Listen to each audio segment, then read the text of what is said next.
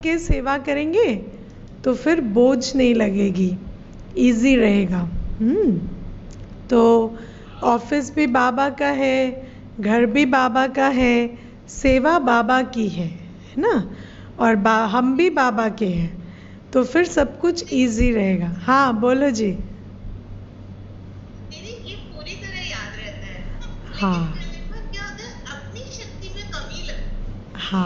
हाँ, तो बताया था ना, ज्ञान है, समझ है, निश्चय है, फिर अवेयरनेस है। तो ज्ञान भी है, समझ भी है, निश्चय भी है, पर वो अवेयरनेस में नहीं रहता है ना। जैसे पकड़ के लाना पड़ता है। हाँ, जैसे थॉट में रहेगा, थॉट कभी कभी थॉट लेंगे ना कि किसका है, तो हाँ बाबा का है, लेकिन अवेयरनेस में नहीं रहता, माना हमारी स्मृति में नहीं रहता है ना। स्मृति का मतलब सिर्फ याद नहीं होता, अवेयरनेस। माना हर घड़ी वो जो मेरी वृत्ति में, कृति में वो चीज़ बहकर आए, उसके लिए स्मृति में वो पक्की होनी चाहिए। तो हाँ, ये अंडरस्टैंडिंग है, समझ है, निश्चय भी है, लेकिन कहीं ना कहीं अवेयरनेस में कमी है। इसी के कारण वो जो अनुभव होना चाहिए वो नहीं होता है ना। और क्योंकि मेरे को तेरा करने की जो प्रक्रिया है उसमें भी बहुत टाइम लगता है ना, क्योंकि हम जैसे ठीक है बाबा का है वो है, लेकिन कितनी बार हम दिन में इस बात को याद दिलाते हैं। तो कोई भी बात स्मृति में जाने के लिए कई बार अपने आप को उस कॉन्शियसनेस में लेकर जाना पड़ता है ना, तब जाके वो स्मृति में आती है। तो बार बार अपने को याद दिलाओ, जैसे ही थकान होती है ना, नहीं मेरा नहीं है, बाबा का है ना। तो मेरा नहीं, थकान होती है ना तो सीधा माया की गोद में चले जाते हैं है ना, क्या क्यों। थोड़ी देर के लिए ऐसे मुझे ना 2 मिनट के लिए बीच में, मतलब जैसे आप कह रहे हो हम सच में भूल जाते हैं, थोड़ी देर के लिए ना स्लोगन याद आया। जैसे बाबा ने बोला खुशी रहनी दीदी, आप मानोगे नहीं मैं इतनी खुश, यस, तो मैं इतनी खुश, मैंने सीढ़ियाँ उतरना था, इतनी स्पीड से सीढ़ियाँ हाँ उतरी, हाँ सीढ़ियाँ चढ़ी, फिर जितनी देर मतलब याद करना था इतनी खुशी हाँ चढ़ी रही, दीदी फिर भूल जाते हैं। हाँ, तो इसीलिए ना स्मृति का हिस्सा बने उसके लिए बहुत अभ्यास चाहिए है ना। जितनी देर याद रहा तो अच्छा लगा है ना, लेकिन संकल्प से स्मृति बन जाए, माना सदा याद रहे, उसके लिए काफ़ी प्रैक्टिस चाहिए है ना। तो वो प्रैक्टिस करनी है। ये टाइम किस लिए मिला है? प्रैक्टिस के लिए मिला है। प्यार से नहीं करेंगे तो थक हार के करेंगे प्रैक्टिस तो करनी ही पड़ेगी, क्योंकि इतने बोझिल होके कब तक काम करेंगे है ना। तो वो प्रैक्टिस तो बाबा करवा ही रहा है, ड्रामा करवा ही रहा है, तो करनी है। अच्छा, तो आज का मुरली मंथन थोड़ा करेंगे। लाइट डाल दिया। तो आज बाबा ने शुरू में कहा, अमृत वेले अपने दूसरे सब संकल्पों को लॉकअप कर एक बाप को प्यार से याद करो, बाप से मीठी मीठी रूरिहान करो, है ना।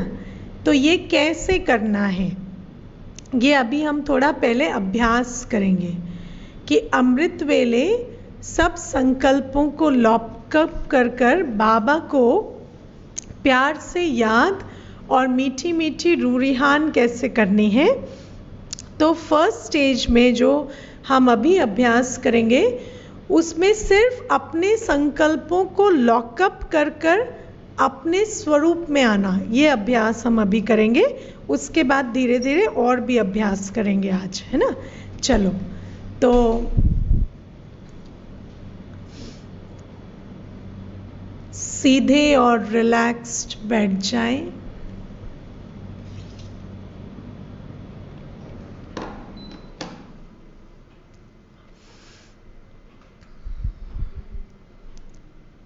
शरीर को बिल्कुल स्थिर कर दें।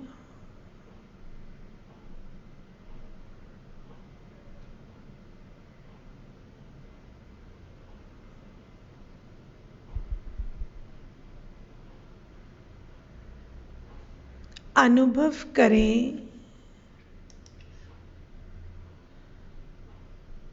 इस समय मेरा ध्यान शरीर, संबंध और इस दुनिया की कई बातों में स्कैटर्ड है।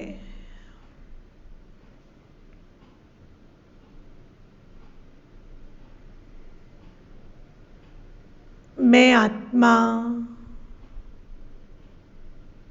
आँखों के पीछे स्थित हूँ और अपने बुद्धि बल के द्वारा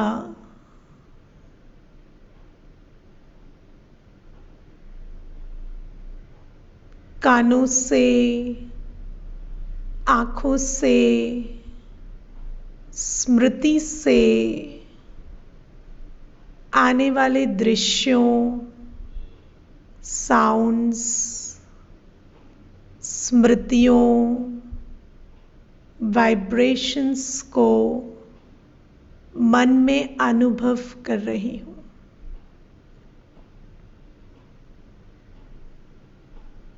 ये 5 इंद्रियां मुझ आत्मा की खिड़कियां हैं।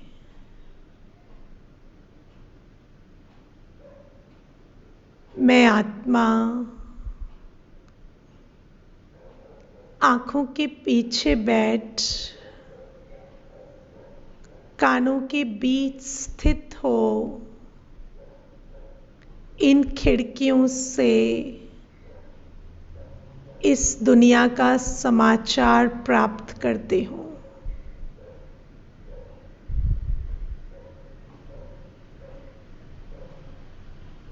अब मैं अपना ध्यान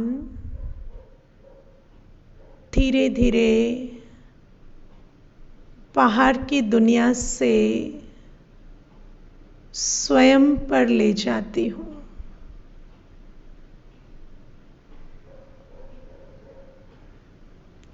और ऐसा करते हुए जैसे मैं इन खिड़कियों के दरवाजों को बंद कर देती हूँ।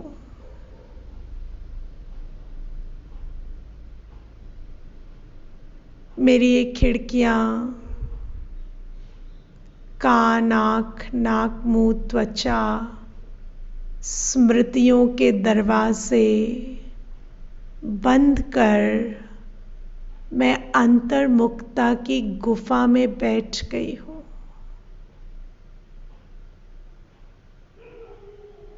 इस गुफा में केवल मैं हूँ और मेरी पवित्रता के प्रकंपन।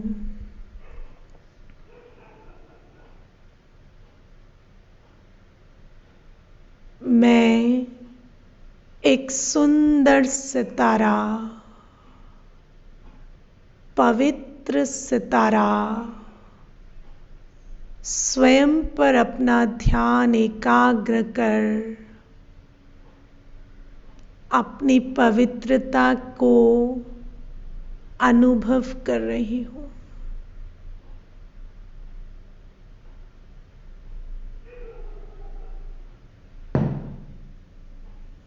अंतर्मुखता की इस गुफा में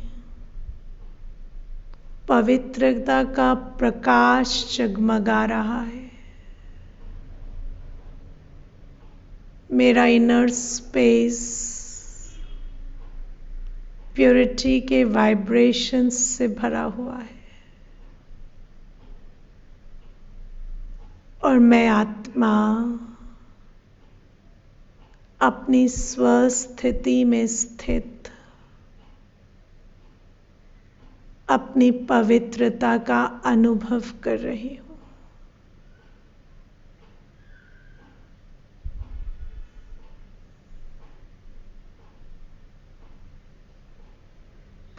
कुछ देर इस सुंदर एकाग्रचित्त अवस्था में स्थित हो जाएं।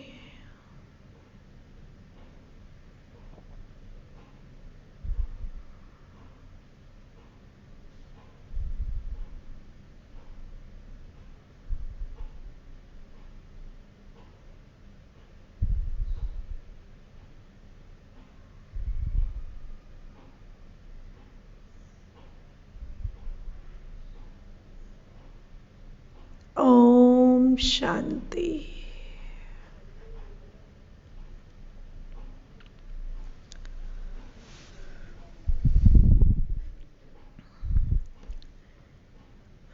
ठीक है, तो इस तरह से एक विजुअल आप क्रिएट कर सकते हैं कि किस तरह ये जो सारी खिड़कियां हैं उसको बंद कर आप अंतर्मुखता की गुफा में अपने साथ स्थित हो गए। और फिर आप बाबा अपने शिव साजन को भी उस गुफा में आह्वान कर सकते हैं और उनकी किरणों की बाहों में समाकर कुछ देर मंगल मिलन मना सकते हैं, या बाबा को पिता के रूप में अनुभव कर उनकी छत्र छाया के नीचे स्वयं को फील कर सकते हैं, या माँ के रूप में बाबा की गोद में समाकर बाबा के साथ उस सुंदर अनुभव को फील कर सकते हैं। तो ये बहुत सारे तरीके हैं जिससे आप ये प्रैक्टिस कर सकते हैं। ओके, तो ये हुई जो सार की बात। और फिर बाबा आज कहते कि देह अभिमान में आकर मनुष्य जो कुछ बोलते हैं वो सब अर्थ के बिना अनर्थ है, उससे कोई फल नहीं निकलता, फायदा नहीं होता। और बाबा ने ये कहा है कि देह अभिमान में जो भी हम बोलते वो अर्थ सहित नहीं होते। और फिर बाबा ने भक्ति की भी बात की है कि कितनी रस्म रिवाज है भक्ति में, ब्राह्मण खिलाना, तीर्थों आदि पर बहुत कुछ करना होता है। और बाबा कहते वो सब अर्थ सहित नहीं है। कई बार मुरलियों में जब बाबा भक्ति के बारे में कहते हैं तो जो आत्माएं भक्ति में बहुत जन्म रही हैं उनको थोड़ा सा ऐसा फील होता है कि भक्ति के बारे में क्यों आती है बात। तो इसको हम आज थोड़ा सा समझेंगे कि भक्ति माना 2500 वर्ष द्वापर युग से कलयुग तक हम जो बिलीफ सिस्टम्स में रहते हैं वो मनुष्य मत के आधार से हैं। हम जितने भी रस्म रिवाज बनाते हैं, जितने भी हम मंदिर बनाते, मूर्तियाँ बनाते, उनके अराउंड जो भी हम कल्चर क्रिएट करते, रस्म रिवाज क्रिएट करते, वो सब कुछ मनुष्यों के बनाए हुए हैं, राइट। और उसके अंदर जो एक प्राइमरी बिलीफ सिस्टम है वो ये है कि जो बाहर है वो मेरी अवस्था को बदल सकता है ना। जो बाहर है वो मेरी अवस्था को बदल सकता है। तो उस बिलीफ सिस्टम को बाबा बार बार पॉइंट आउट करते हैं कि ये सत्य नहीं है। जो बाहर है वो तुम्हारी अंदर की अवस्था को परिवर्तन नहीं कर सकता, है ना। यहाँ पर हम एक बात, एक इक्वेशन बहुत क्लियरली आज समझेंगे। जो भी कुछ बाहर है वो हमारे मन पर प्रभाव डाल सकता है। और कैसे? जब हम किसी ऐसे बिलीफ सिस्टम में हैं जो हमारे को उस चीज के प्रभाव में लाता है, हमारे मन को।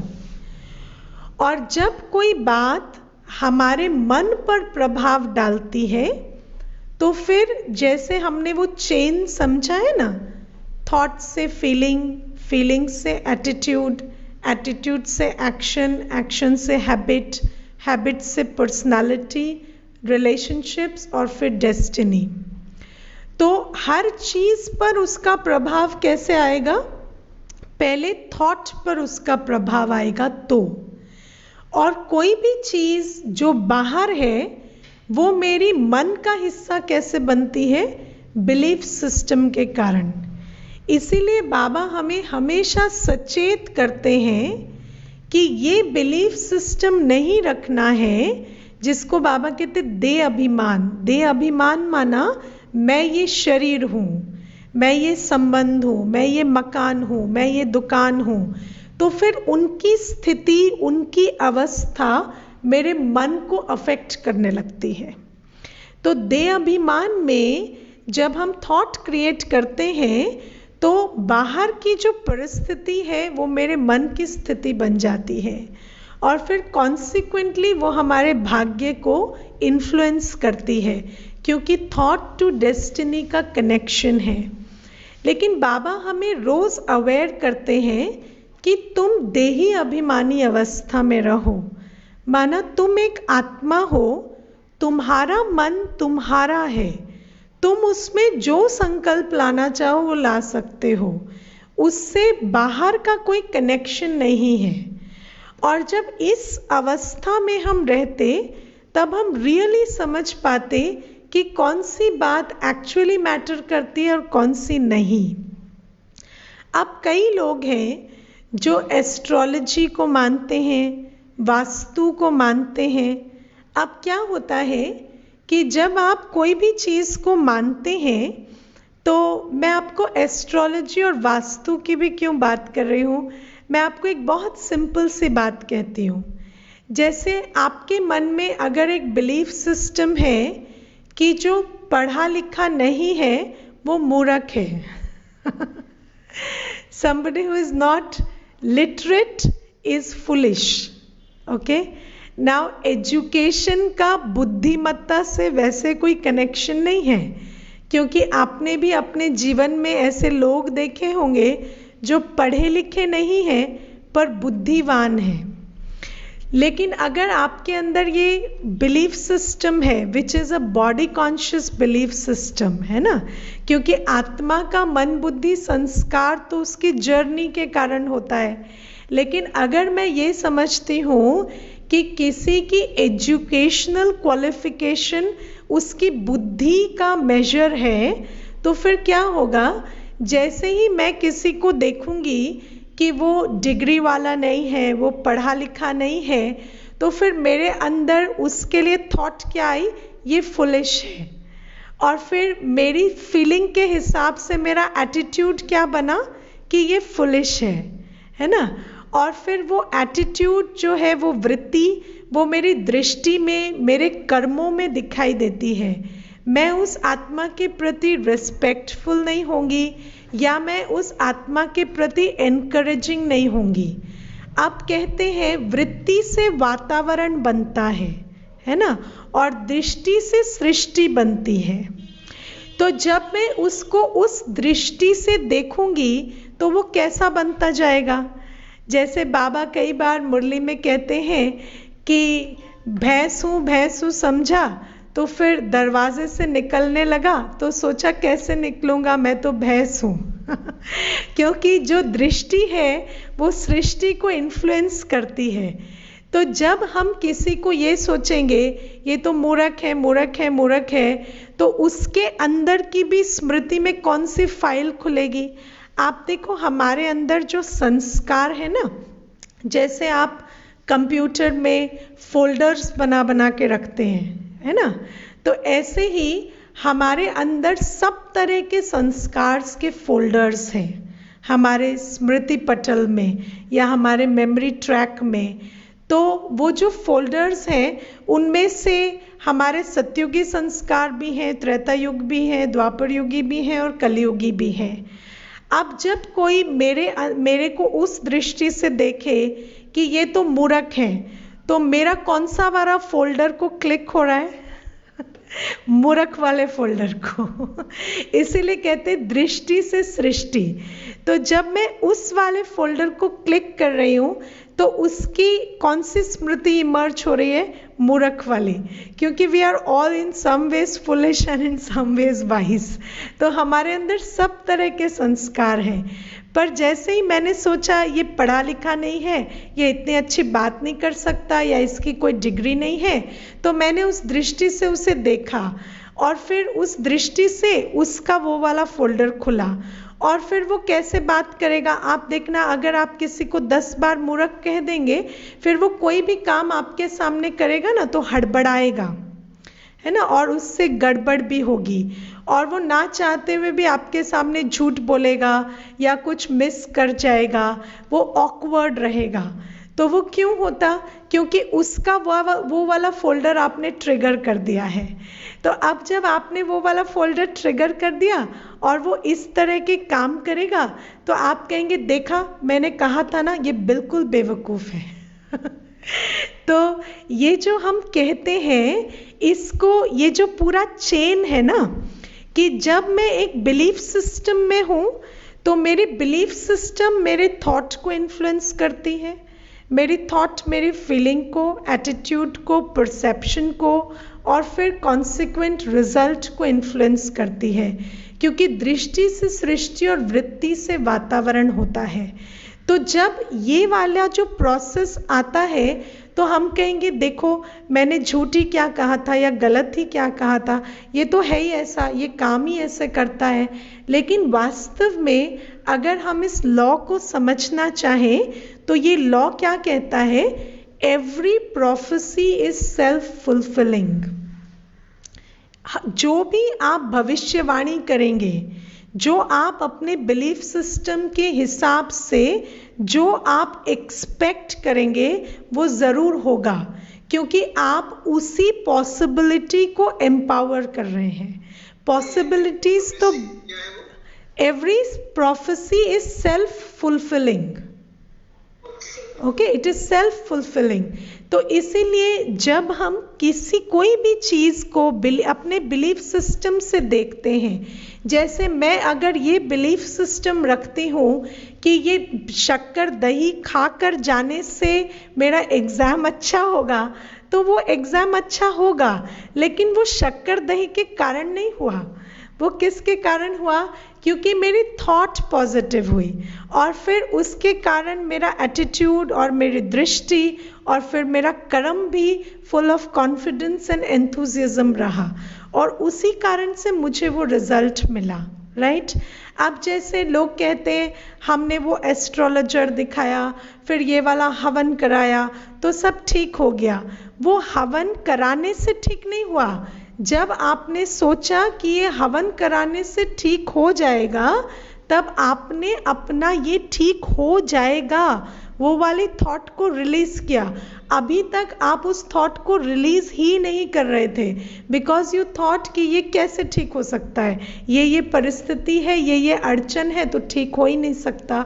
तो इसीलिए बाबा हमें कहते हैं कि जैसी दृष्टि वैसी सृष्टि, जैसी वृत्ति वैसा वायुमंडल, और फिर वृत्ति के आधार से कर्म होते, दृष्टि के आधार से सृष्टि शेप लेती। तो बाबा हमें यही बताते हैं कि जब हम देहाभिमान में रहते तो हम ऐसा सोचते हैं कि ये चीज़ ऐसी है तो फिर इसका कॉन्सिक्वेंस तो ये होगा, और फिर हम उस भावना से काम करते और हमें रिजल्ट भी मिलता। तो फिर हम कहते नहीं, पर मैंने तो लक्ष्मी जी के व्रत रखे थे तो मुझे ये प्राप्ति हुई थी, या मैंने तो शिव जी पर जल चढ़ाया था तो फिर मुझे ये प्राप्ति हुई थी। तो डेफिनेटली होगी, क्योंकि जब आप वो जल चढ़ा रहे थे तो आप वो थॉट भी क्रिएट कर रहे थे, और प्राप्ति आपको उस थॉट से हुई, उस जल से नहीं हुई, राइट। लेकिन बाबा हमें कहते हैं कि अब तुम सोल कॉन्शियस बन जाओ, अब तुम समझ जाओ कि तुम यदि मुझे याद करोगे तो तुम्हारा जो चित्त है वो क्लियर हो जाएगा, तुम्हारे संस्कार शुद्ध हो जाएंगे, तुम्हारे विकर्म विनाश हो जाएंगे। तो फिर उस समय पर तुम्हें कोई कॉन्शियसली भी कुछ सोचना नहीं पड़ेगा। तुम्हारा मन जो पवित्र है वो नेचुरली 24/7 पवित्र वातावरण, पवित्र वायुमंडल बनाएगा, और तुम सिर्फ अपना कल्याण नहीं, इस पूरी सृष्टि की वाइब्रेशन को चेंज कर सकोगे। इसीलिए बाबा कहते कि भक्ति में तुम जो भी कहते थे वो अर्थ सहित नहीं था, क्योंकि वो सिर्फ भावना के आधार से था, है ना। और बाबा ने आज कुछ एक कॉन्क्रीट एग्जाम्पल्स भी दिए हैं भक्ति के। जैसे बाबा ने कहा कि कई ऐसा समझते हैं कि अगर मेरे जीवन में दुख है तो मैं शरीर त्याग दूं या आत्महत्या कर दूं। तो बाबा कई बार कहते हैं कि वो आत्महत्या नहीं है, क्योंकि आत्मा की तो हत्या नहीं होती, तो जीव हत्या है ना। तो बाबा कहते हैं कि कई बार कोई सोचते हैं कि हम शरीर को मार देंगे तो फिर अगले बार मुझे ये दुख नहीं फेस करना पड़ेगा, या वो अगले बार की भी नहीं सोचते सोचते हम तो दुख से छूट जाएंगे। लेकिन बाबा कहते हैं ये अर्थ सहित नहीं है, क्योंकि लॉ तो ये है कि हम आत्मा हैं और पाप आत्मा को चढ़ता है, और फिर आत्मा अगर एक शरीर छोड़ दूसरा भी लेगी तो भी वो पाप भोगेगी। फिर बाबा ने आज एक और बात कही कि मनुष्य सोचते हैं कि हम तीर्थ पर जाएंगे, कुछ करेंगे तो फिर हम भगवान से मिल लेंगे। लेकिन बाबा कहते तीर्थ पर तो भगवान नहीं है, और भगवान से मिलने के लिए क्या करना पड़ता है, अपने को देह सहित देह के सर्व संबंधों को भूल आत्मा समझ बाबा को याद करना पड़ता है। तो बाबा आज ज्ञान बताते कि ज्ञान जो है वो लॉज के आधार पर है, ट्रूथ के आधार पर है, और बाबा हमें वो सत्य बताते। बाकी दुनिया में तो बिलीफ सिस्टम्स हैं, और उस बिलीफ सिस्टम के हिसाब से मनुष्य समझते कि ऐसा करेंगे तो ऐसा हो जाएगा, लेकिन ऐसा होने वाला नहीं है, राइट।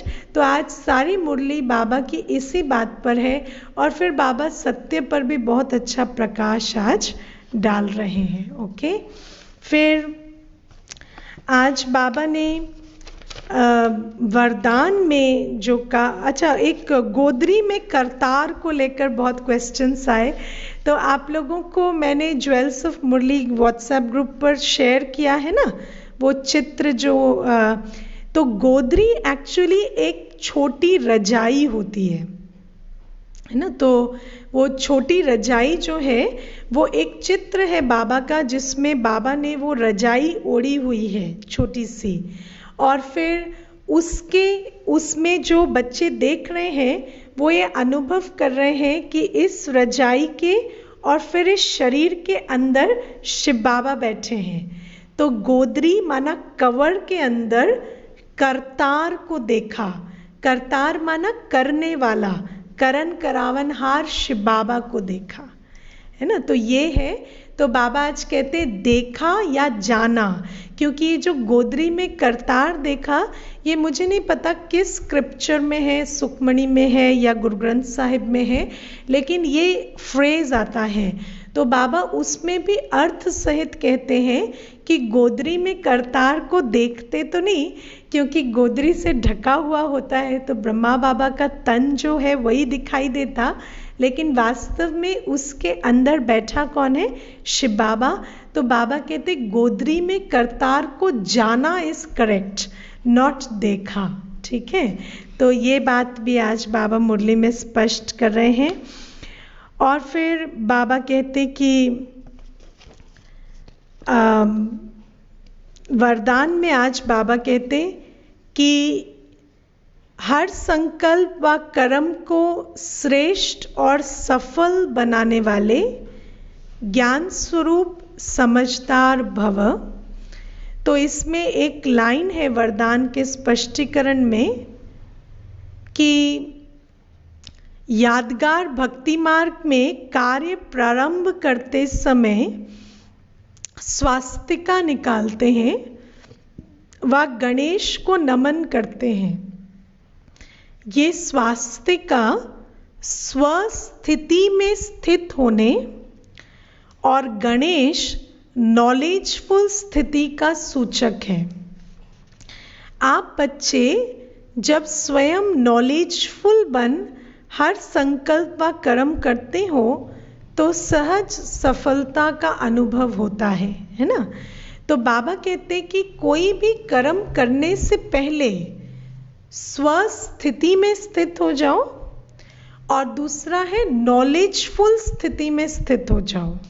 ओके, अब मुझे एक बात बताओ, जब बाबा कहते हैं नॉलेजफुल स्थिति में स्थित हो जाओ तो उसका क्या अर्थ होता है? तो कुछ एक हिंट तो मैंने आपको क्लास की शुरुआत में दी थी कि एक होता है नॉलेज को जानना, है ना, कि मुझे पता है कि मैं एक आत्मा हूँ, मुझे पता है मैं शांत स्वरूप हूँ, प्रेम स्वरूप हूँ, मुझे ज्ञान है, मुझे ये भी पता है कि सामने वाला एक आत्मा है, राइट, शरीर में एक आत्मा विराजमान है, मुझे ये भी पता है कि ये ड्रामा बना बनाया है, मुझे ये भी पता है बाबा मेरे साथ हैं।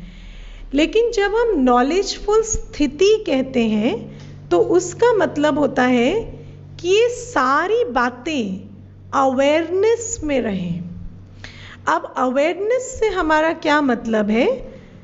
बाबा ने 4 बातें हमें बताई है, स्मृति, वृत्ति, दृष्टि, कृति और सृष्टि। ठीक है, 5 बातें तो स्मृति से वृत्ति, वृत्ति से दृष्टि, दृष्टि से कृति और कृति से सृष्टि। ओके, तो ये जो चेन है जिसको हमने इससे पहले भी एक बार समझा इस सेशन में, इसको हम ध्यान में रखें कि ज्ञान होने से और ज्ञान की स्मृति में ना होने से हमारा एटीट्यूड चेंज नहीं होता। अब हमें ये बात एनालाइज करनी है कि जैसे ये जो ज्ञान की पॉइंट है कि मैं एक आत्मा हूँ, राइट, अगर मैं इसकी कॉन्शियसनेस में, इसकी अवेयरनेस में हूँ तो मेरे एटीट्यूड में क्या क्या चीज़ें होंगी, मेरी वृत्ति में क्या क्या चीज़ें होंगी, है ना। तो आप इस बात को चिंतन मंथन करो, क्योंकि आपको पता है हम कई बार ये शब्द सुनते मुरली में, नॉलेजफुल स्थिति, है ना, तो हम रिपीट भी कर देते हैं नॉलेजफुल स्थिति में रहना है, ज्ञान स्वरूप रहना है, बट ज्ञान स्वरूप होता क्या है वो हमें नहीं पता ओके, तो ज्ञान तो हमें पता है पर ज्ञान स्वरूप क्या है वो हमें नहीं पता। तो जब मैं एक आत्मा हूँ, इस स्वरूप में मैं स्थित हूँ, तो मेरा एटीट्यूड कैसा होगा, मेरी जो वृत्ति है उसमें फियरलेसनेस होगी। I have nothing to lose as a soul, मुझ आत्मा का कभी कुछ खोता नहीं है। मेरे लिए मान अपमान, हानि लाभ, निंदा स्तुति, इन शब्दों के कोई मायने नहीं है, ये सब कुछ इस लोक की बातें हैं। तो जब मैं नॉलेजफुल हूँ कि आई एम अ सोल, तो मेरा एटीट्यूड फियरलेस होगा। मेरे लिए कोई कंसर्न नहीं है कि किस बात से मेरा नुकसान हो रहा है या लाभ हो रहा है या अपमान हो रहा है या मान हो रहा है, ये बातें मुझे अफेक्ट नहीं करेंगी। Because a soul is beyond life and death, beyond fame and defamation, beyond victory and defeat. तो ये जो जब हम नॉलेजफुल स्थिति कहते हैं तो आत्मिक अवस्था, निर्भय, निर्वैर, ये ऐसी अवस्था होती है जहाँ पर मुझे ना कोई वैर है ना कोई भय है। अब दूसरी बात है, हमारी दृष्टि जो है दूसरे के प्रति कैसी होगी। लॉ कहता है we perceive as we are. तो जब मैं अपने को आत्मा समझूंगी तो मेरी सामने वाले के प्रति क्या दृष्टि होगी कि वो भी एक आत्मा है। और जब मैं उसे आत्मा समझती हूँ तो मुझे ये याद है कि उसके अंदर मन है, बुद्धि है, ओरिजिनल संस्कार है और एक्वायर्ड संस्कार है। ऑल राइट, और वो जो भी कुछ कर रहा है it could be from their original संस्कार और एक्वायर्ड संस्कार, बट मुझे उसके बिहेवियर को और उसको सेपरेट करके देखना है। मुझे ये नहीं देखना है वो क्या बोल रहा है, क्या कर रहा है, मुझे ये स्मृति में रखना है कि ये एक आत्मा है और ये है ही पवित्र। Got it. तो नॉलेजफुल स्थिति is a very big thing. Knowledge होना और नॉलेज अवेयरनेस में रहना, और फिर वो हमारी वृत्ति दृष्टि को कलर करे, और जिस तरह की हमारी वृत्ति दृष्टि होगी वैसी हमारी कृति होगी।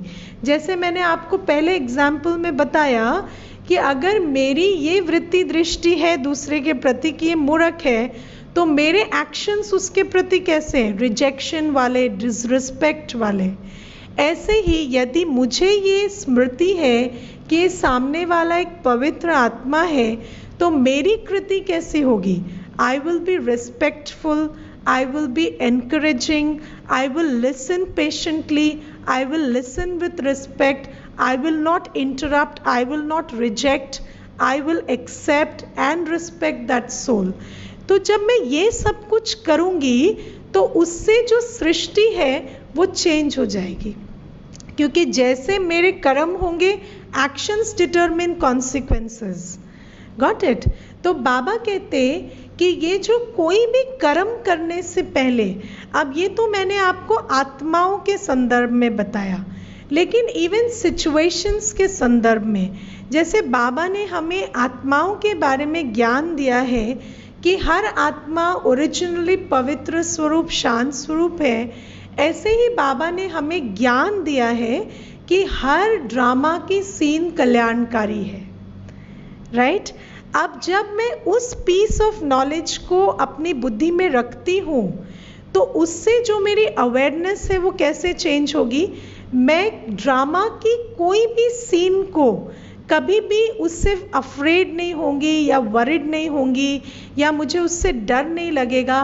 I will feel like drama is my friend, drama मेरा साथी है ना? और सच बात यही है कि इस समय सिर्फ बाबा ही मेरा साथी नहीं है, ड्रामा भी मेरा साथी है. राइट? आपको क्या समय ने साथ नहीं दिया भगवान से मिलाने के लिए? दिया ना? तो ड्रामा भी तो मेरा साथी है ना. तो जब मैं ड्रामा को भी उस नॉलेजफुल अवस्था में रहकर एक्सपेस करती हूँ, कोई भी सीन को, तो मेरा उसके प्रति एटीट्यूड कैसा रहता है कि सफलता निश्चित है, विजय मेरा जन्म सिद्ध अधिकार है, सब कुछ मुझे प्रॉफिट में लाने के लिए ही हो रहा है. राइट? तो उस दृष्टि से, उस वृत्ति से जब मैं कृति में आती हूँ, तो उस कृति में जो पावर होती है उससे वो कॉन्सिक्वेंस या रिजल्ट इफेक्ट होता है. तो इसीलिए बाबा कहते कि जब भी कोई कर्म करते हो तो स्वस्थिति और नॉलेजफुल स्थिति में रहकर वो कर्म करो. All right? तो अभी हम थोड़ा सा इसका भी अभ्यास करेंगे, ठीक है? और इसके अभ्यास के साथ फिर हम आज का ये मुरली मंथन समाप्त करेंगे. चलिए.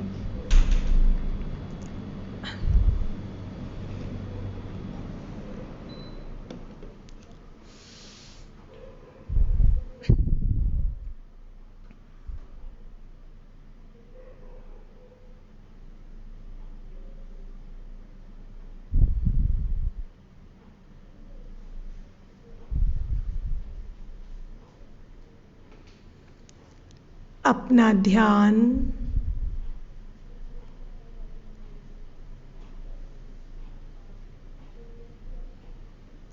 स्वयं पर ले जाएं.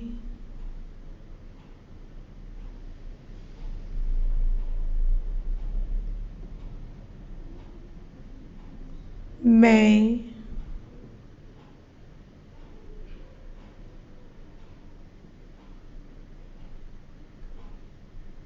इस मटीरियल वर्ल्ड का हिस्सा नहीं. I am a non-physical point of light.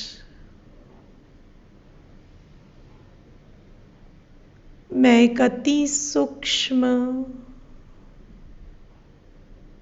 प्रकाश पुंज हूँ.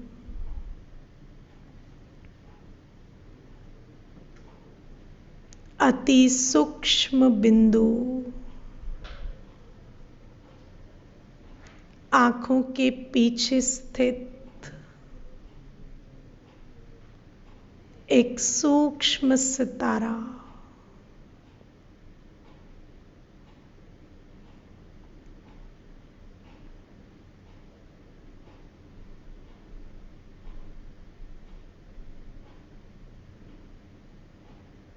मैं अजर, अमर, अविनाशी हूँ.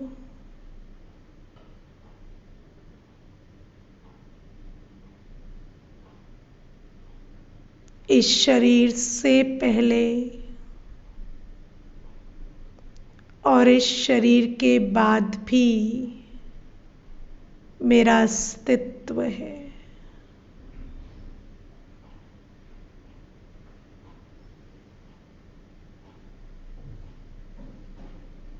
मैं इटर्नल हूं, डेथलेस हूं।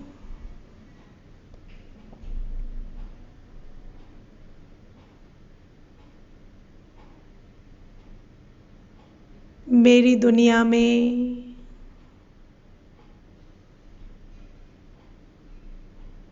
समय बहुत धीरे चलता है।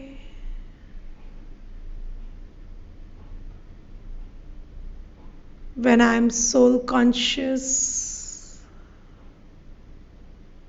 time is slow.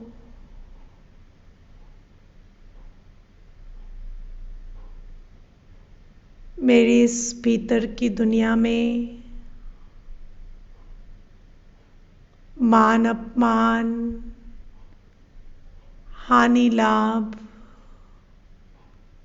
दुख सुख जैसे शब्दों का कोई अर्थ नहीं। मैं सदा सुख स्वरूप, शांत स्वरूप हूं।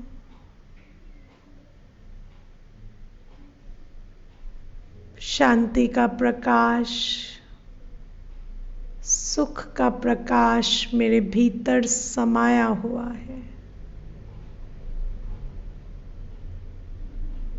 मैं हूं ही शांत, मैं हूं ही सुखी।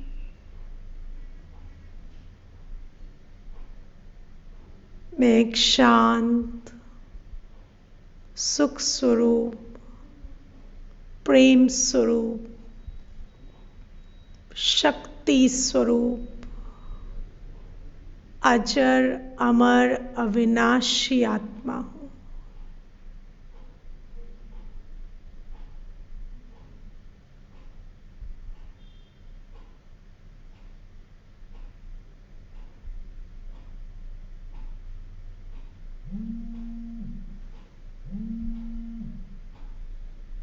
इस अवस्था में मुझे कोई भय नहीं, कोई चिंता नहीं। मेरा कर्म केवल मेरी इनर एनर्जी का एक एक्सप्रेशन है। मैं कर्म क्षेत्र में हूं। सुख स्वरूप, प्रेम स्वरूप होकर कर्म करना मेरा कर्तव्य है।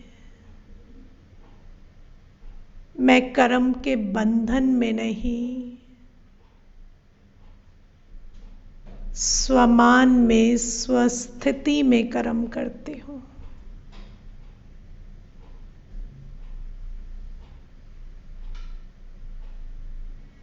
कुछ देर